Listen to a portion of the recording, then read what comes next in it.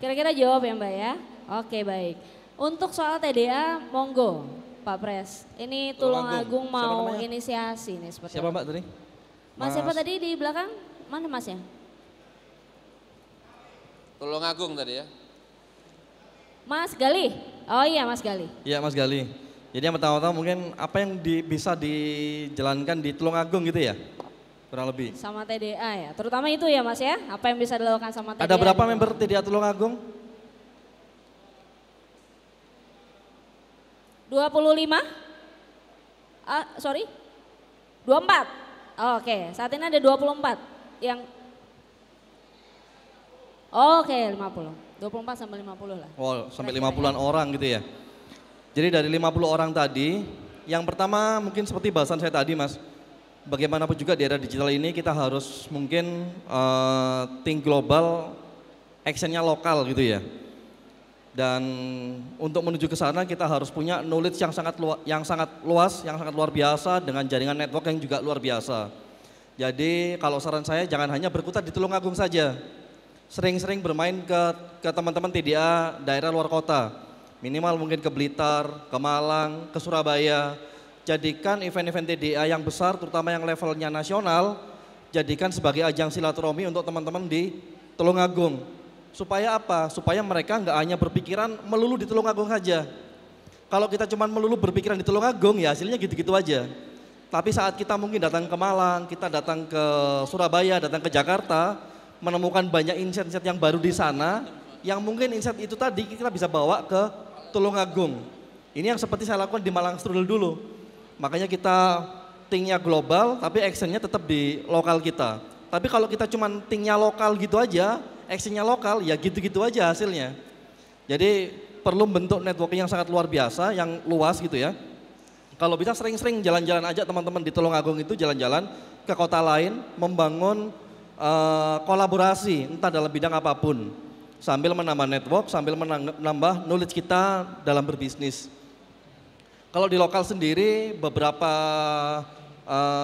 contoh kegiatan ya yang akan dieksekusi dan sudah dieksekusi sama teman-teman TDA. Misalkan saja Pak Yuda, ownernya Laziza itu akan segera mengkonsep bagaimana membuat cloud kitchen di masing-masing kota yang ada member TDA. Jadi kita tinggal sewa ruangan, mungkin satu ruko 2 lantai, tapi dalam satu ruko tadi itu bisa diimplementasi sampai 5 sampai 10 brand katakanlah, yang mereka jualan kuliner dengan bidang beda-beda, yang jualannya full hanya di online, GoFood dan Grab. Jadi yang pertama biaya sewanya itu kita bisa tekan, kita bisa sewa bareng-bareng, ya kan? Kemudian kita di sana bisa saling bersinergi. Masalah dapur yang mungkin kosnya gede, kita bisa bagi ke 5 sampai 10 brand tadi. Nah ini contoh-contoh kolaborasi yang secara nyata ya. Nanti mungkin di sesi selanjutnya Bu Yuyun nih, senior kita di kuliner yang akan menjelaskan lebih lanjut ya Bu Yuyun ya. Nanti sharing tentang itu. Ini salah satu contoh kolaborasi aja yang akan dilakukan.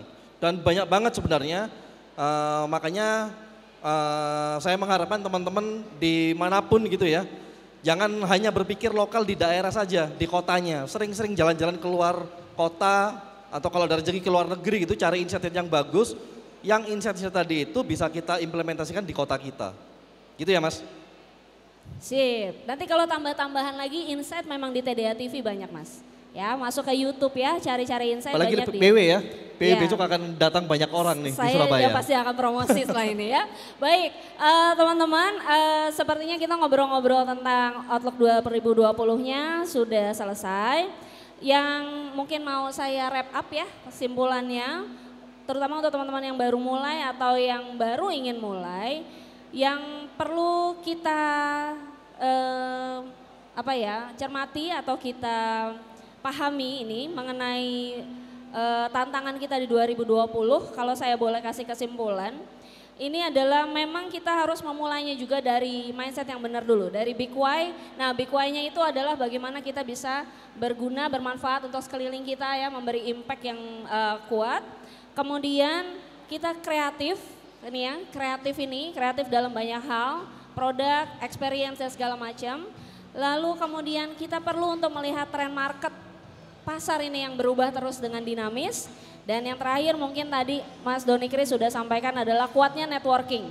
Kuatkan networking, jalan-jalan banyak supaya bisa dapat insight lebih banyak lagi.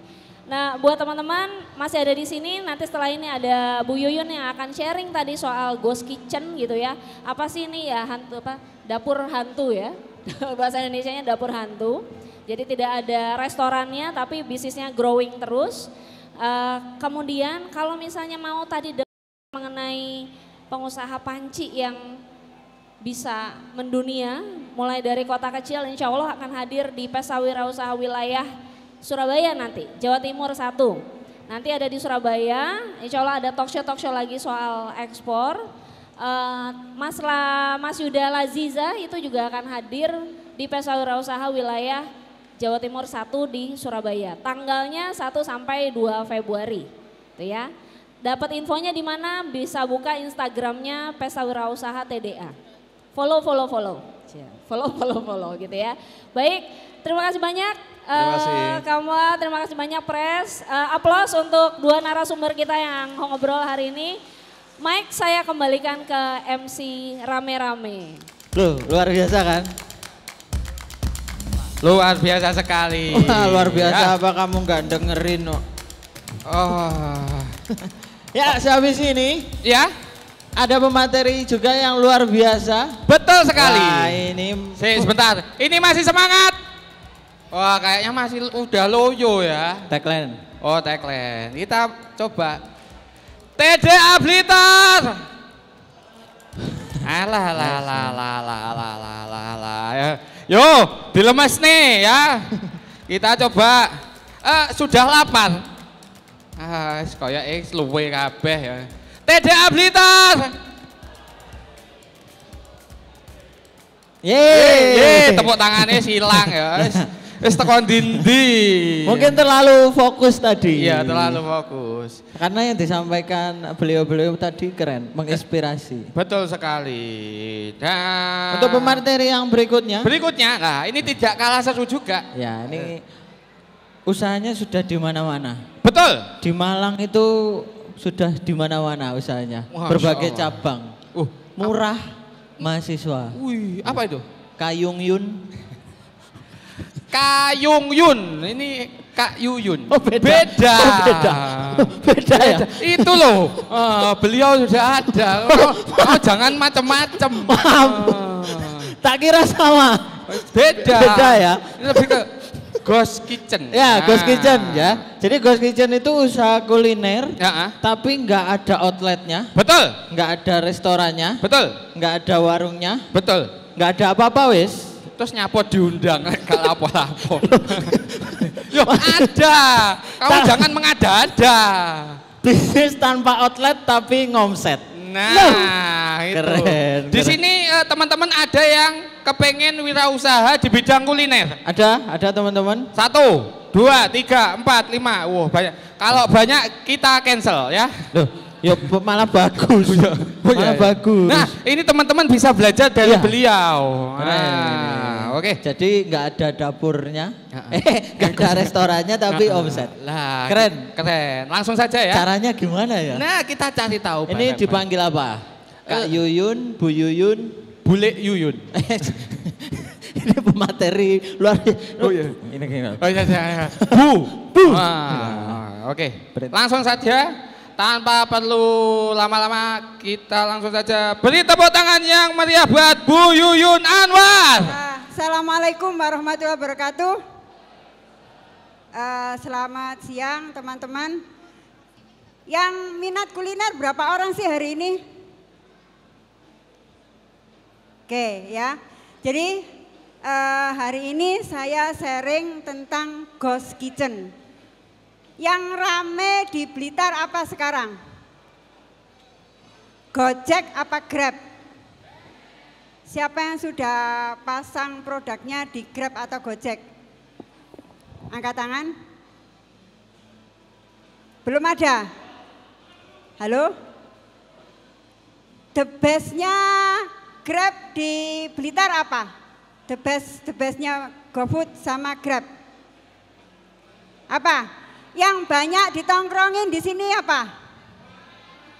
Mie gacoan. Ya, mie gacoan ya.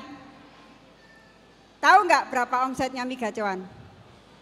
Waktu saya di Jogja sempat omong-omongan sama Grab Jogja, Gojek Jogja, dia bilang 2 outlet sekitar 1 miliar. Ya, itu ya.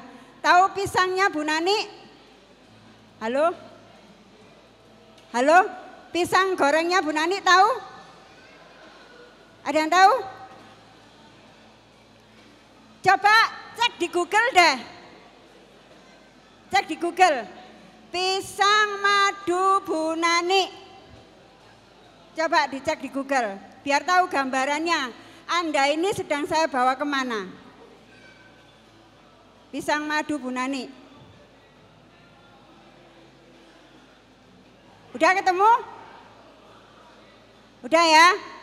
Itu cuma jualan pisang goreng, OT-OT, terus kemudian snack dan sebagainya. Itu omsetnya miliaran. Saya buka sedikit ya.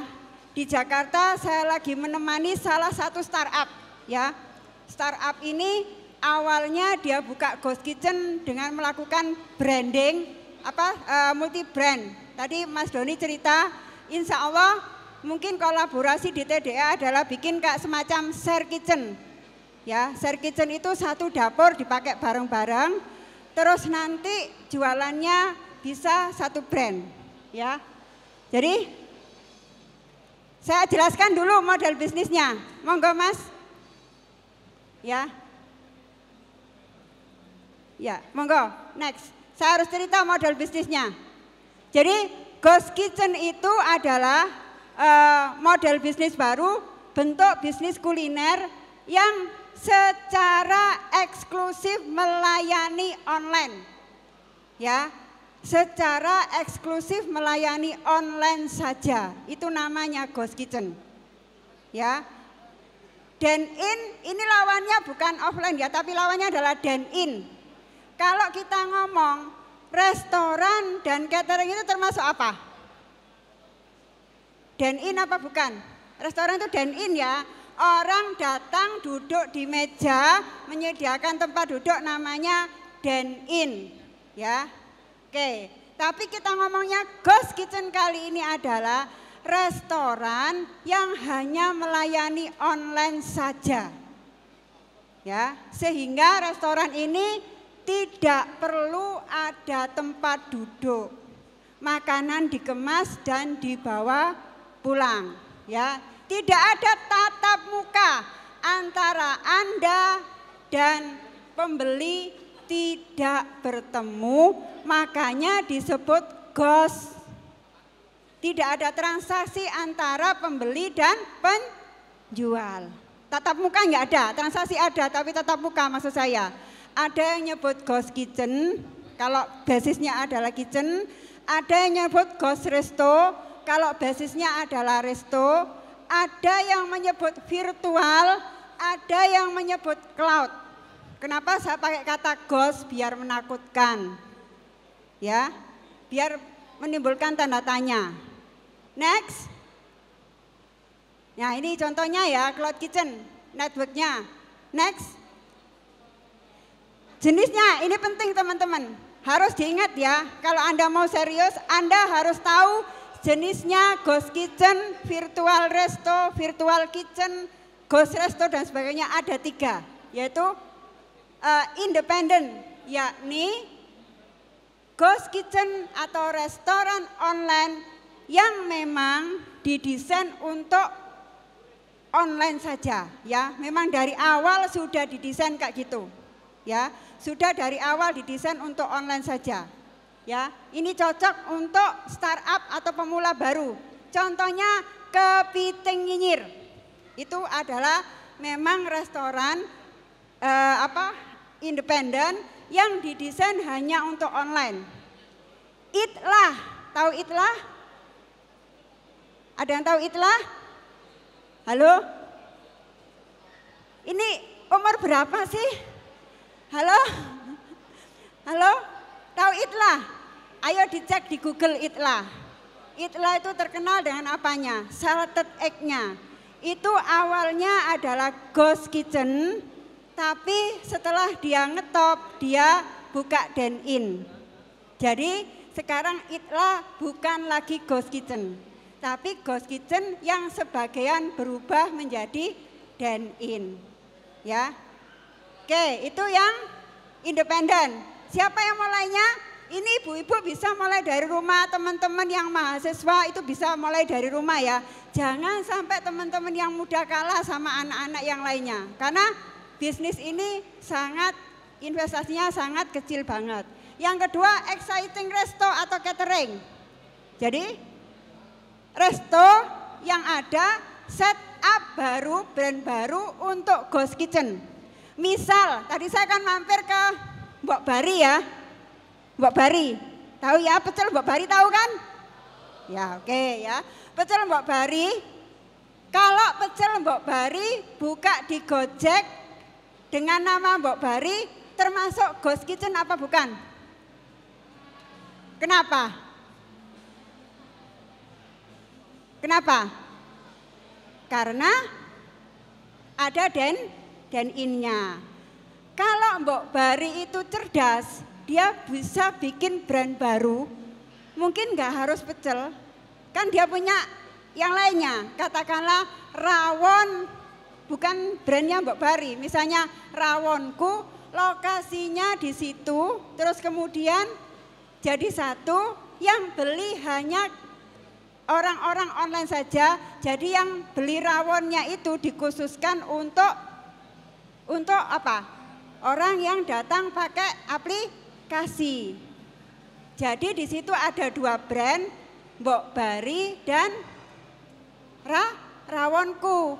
Rawonnya boleh nggak dijual dine-in? Boleh, tapi masuk ke Mbok Bari. Oke ya, paham ya? Di Pak Yuda Laziza, dia buka Laziza. Di dalam Laziza ada namanya Enakin. Di manakah letak Enakin? Enakin terletak di dalam Laziza. Jadi kalau ngomong apakah Enakin terlihat dari luar? Enggak. Tapi aplikasi tahu kalau mau makan ayam di Laziza, ada orang beli Enakin, ya tahu di situ. Apakah pembelinya tahu kalau Enakin itu di Laziza? Enggak tahu.